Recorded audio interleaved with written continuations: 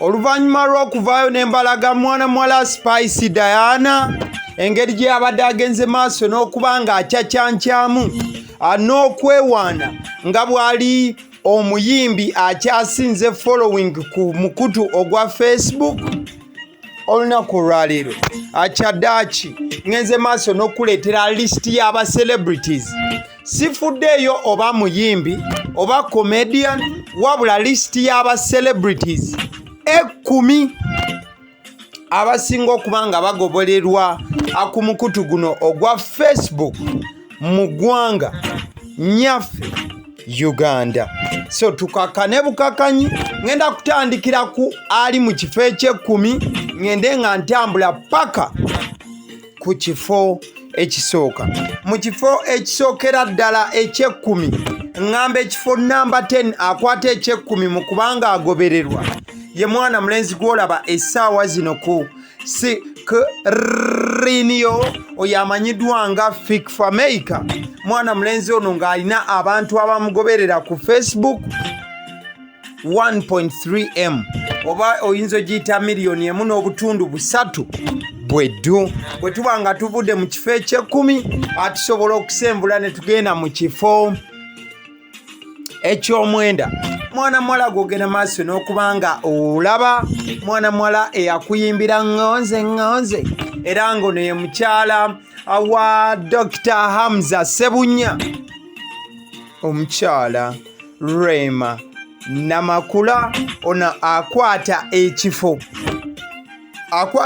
kya mwenda mu ba celebrities abasinga okuba nga bagobererwa oba ba Ugandans oba ba celebrities abasinga okuba nga bagobererwa. Ayina abantu abamugoberera akakadde kamu mu emitwalo 4.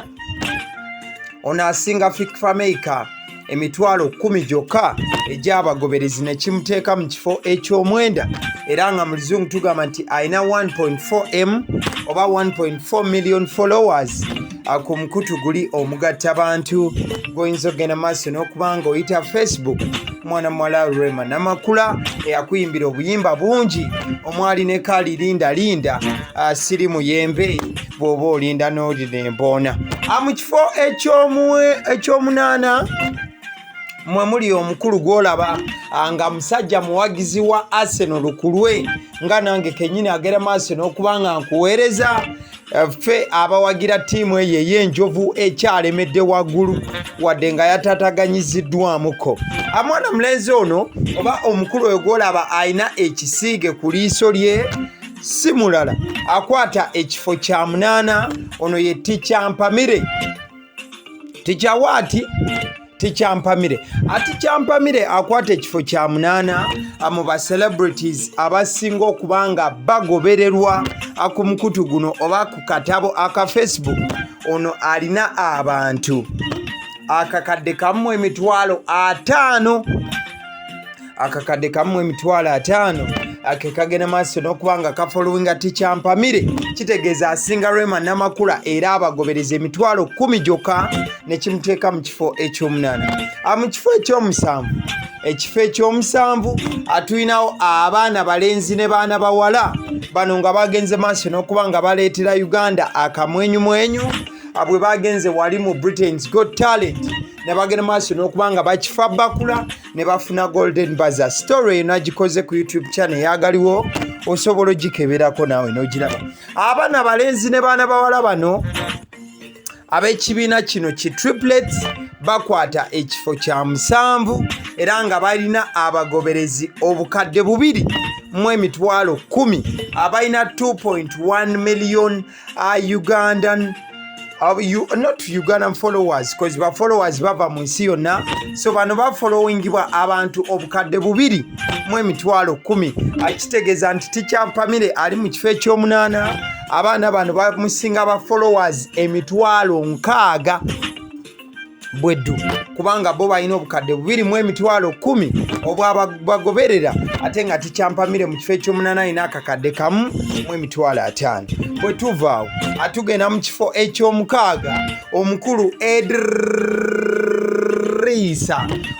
Eddy Edrisa Kenzo Msuuza akwata ekifo kya 7 akwata ekifo kya 6 n'abantu obukadde 2 mu emitwalo 10 anawo numbers ezigwagwamu kaawo anekigenda maaso n'okuba nga kimuteeka mu kifo eky'omukaaga ojja kujjukira nti ba triplets be bali mu kyomusanvu. Aba triplets nno mu kubeera mu kyomusanvu abaana abo oba boyita ba ghetto kids be baakola akayimba ka mwana mulenzi ono gwolaba ali mu kyomukaaga Edrisa Kenzo Msuuza, akayimba akali kamanyiddwa nga City Alosi, abamu baali bakayita Enjole, nze City Alosi ndi boss.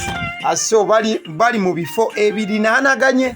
Edrisa Kenzo Msuuza ng'ali mu kifo eky'omukaaga n'obukadde 2 mu emitwalo 10 n'obugwagwamu kaawo, ate triplets ne babeera mu kyomusanvu. Mu kifo ekyokutaano kino kirimu mukyala omu ku bakyala abakyasinze okuba omuziki wano ate nga abanyumira nnyo abantu wabanga atuuse ku stage. Omukyala ono amanyiddwa nga Shiba Karungi akwata ekifo kya 5.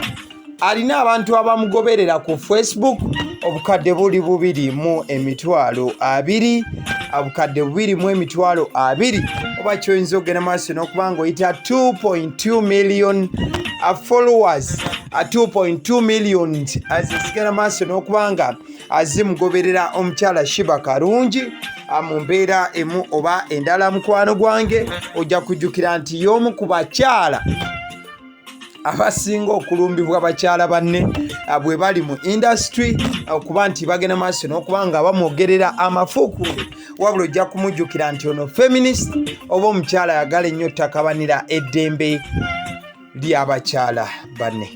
Mu kifo ekyokuna mwe muli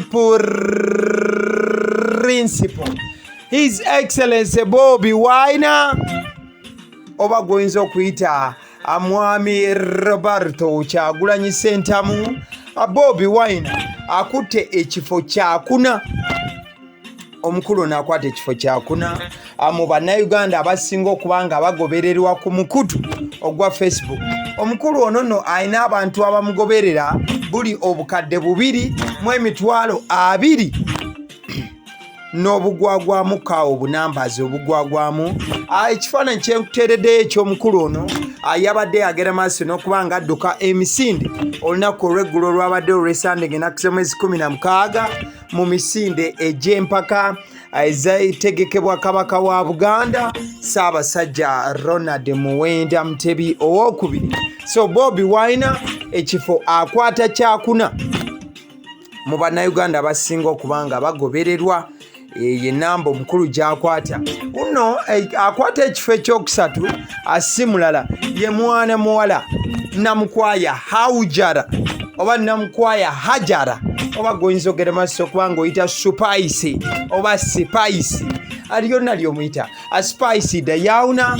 Nze bwe ngenda maaso n'okuba nga muyita mwana muwala ono alina obukadde 2 mu emitwalo 3 obugenda maaso n'okuba nga bumugoberera. Bwe tudda mu bayimbi ye muyimbi asinga okugobererwa ng'omuyimbi, wabula eno lisiti teri mu bayimbi bokka. Kyova olaba nga mwana muwala Namukwaya Hajara oba goyinza okugenda maaso okuba nga oyite Spice Diana. Spice Diana akwata ekifo kya 3 mu bannayuganda abasinga okuba nga bagobererwa ku mukutu omugattabantu guli ogwa Facebook. Alina abantu obukadde 2 mu emitwalo 3 abantu obukadde 2 mu emitwalo 3 gegagoberera mwana muwala Spice Diana nga gye buvuddeko yavuddeyo ne yeewaana n'okwewaana. Wabula bwe tuba tuvudde ku Spice Diana tujja kukwata ekifo ekyokubiri. Mu kifo ekyokubiri nkiddamu mu kifo ekyokubiri mulimu omukyala gwogera maaso n'okuba ng'olaba ono ye Ana Kansiime oba goyinza okuyita Anne Kansiime. She is a comedian, omukyala munnakatemba oba mukozi wa comedy era nga asinga kuba nga asinze kutundira ku mukutu guno omugattabantu ogwa Facebook. Ekifo kyakwata wano mu Uganda akwata ekifo kyakubiri. Ono alina abantu abamugoberera obukadde 3,600,000. Abantu abamugoberera obukadde 3,600,000. Kitegeeza asinga Spice Diana ali mu kifo ekyokusatu.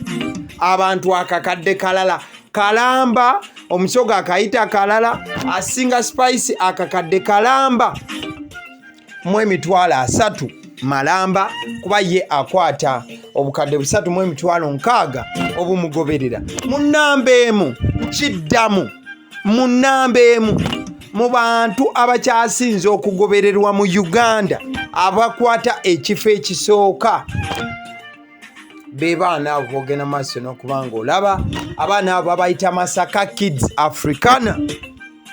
Abaana abo nno bazinyi b'amazina ate bakoma ku kyakuzina kyokka n'okuyimba bayimbira ddala. Abaana abo bafubutuka wali e Masaka balina ekibiina kyabwe anga bogenda maaso n'okubanga olengera We Are The Stars new music album, abalina album gye bagenda maaso n'okubanga batambuza. Wabula abaana bano be basinga ettutumu oba okubanga bagobererwa ku mutimbagano guno gu Facebook, nga basinga abaana bannaabwe aba Ghetto Kids. Ajjukira aba Ghetto Kids bali mu kifo kya 7. Abaana bano aba Masaka Kids Africana bakwata ekifo kya number 1 mu Uganda okubanga bagenda maaso n'okubanga bagobererwa. Ojja kwebuuza abaana bano balina kyenkana ki, ba followers benkana ki?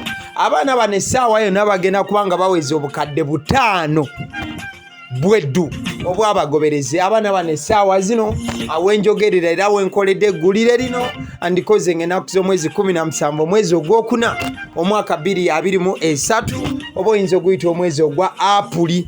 Abaana bano abageto aba Masaka Kids Africana basinga aba Ghetto Kids abali mu kyomusanvu. Baana bano aba Masaka Kids balina obukadde 4,900,000 obubagoberera oba oyinza ogamba balina 4.9 million ayegera maaso n'okubanga egoberera abaana bano. So abwekityo bwe kiyimiridde ye top 10 gye tukuleetedde olunaku olwaleero. Eddoboozi eryange nkiddamu, eddoboozi eryange ali emabega w'akazindabyalo oba mmwe kemuyita akazindaalo. Ekikayisa akazindabyalo kubanga kakola ki? Kazinda ebyalo, si bwe kiri? So eddoboozi lyange yali emabega w'akazindabyalo oba koyinza okuyita akazindaalo yenze Abasidi Omusunsuzi, ate YouTube channel kwoli yeeno eyagaliwo. Mwebali nnyo nnyini ddala.